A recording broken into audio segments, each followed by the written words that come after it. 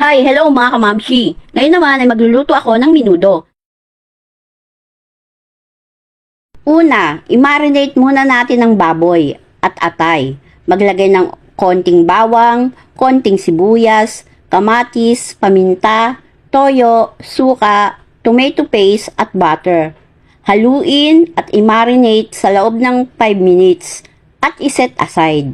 Sunod ay ipirito ang carrots, patatas, bell pepper at hotdog at iset sa aside din. Pagkatapos ay pwede na rin tayong mag-gisa mga kamamshi.